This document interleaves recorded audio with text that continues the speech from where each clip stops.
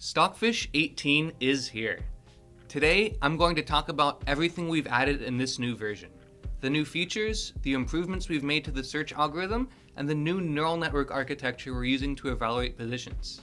First, I'd like to talk about some of the improvements we've made to the search algorithm. In an older video, I talked about correction histories, a trick that Stockfish uses to adjust for consistent misevaluations in the neural network evaluation function. We've started to better understand how these correction histories work, and we're using that information to inject more strength into the engine. For example, Stockfish splits its search algorithm so that there's a different search thread running on each core of your CPU. We found that by sharing those correction histories among the threads so that they can communicate their observed errors with each other, we can get both more accurate corrections and a quantitative improvement in playing strength. We also took a look at the distribution of the errors that Stockfish makes, and we found that there's a consistent asymmetry that pushes it upward. We found that we could counteract this by discounting positive errors, and that gave another few strength points. I've also talked about the late move reduction on this channel, a trick where Stockfish does an initial search on a position to evaluate whether it's good, and then does a full search to confirm it. A lot of Stockfish's strength comes from how much we choose to reduce the search depth in this initial search. Before, we had to adjust the search depth by an integer margin, so there was no room for refinement. Stockfish 18 adds support for fractional reductions, so you can choose how much the search depth changes as finely as you want.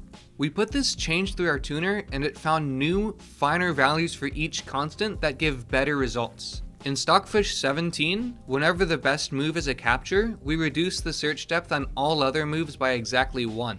Now, whenever the best move is a capture, the depth on all other moves is reduced by 1.09 instead of exactly 1.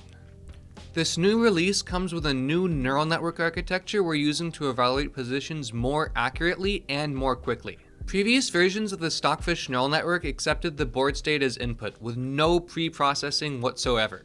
We wanted a new architecture that better understands the tensions between pieces and how those affect the board state. The big new idea came from the authors of another chess engine called Monty. Instead of giving the neural network the positions of all the pieces and expecting it to work out the relationships by itself, we've also added inputs corresponding to threats and defensive relationships between pieces. Whenever one piece is attacking or defending another piece, we specifically tell the neural network what and where those pieces are. We optimize this architecture as much as possible. First, we remove duplicate threats. When two pawns are staring at each other, they both produce threats when there's only one relationship, so we combine them. Then we sped up how these threats are detected by only keeping track of how they change from position to position. Finally, we compressed the threat input weight so that they could all fit in the CPU cache, where they could be accessed rapidly.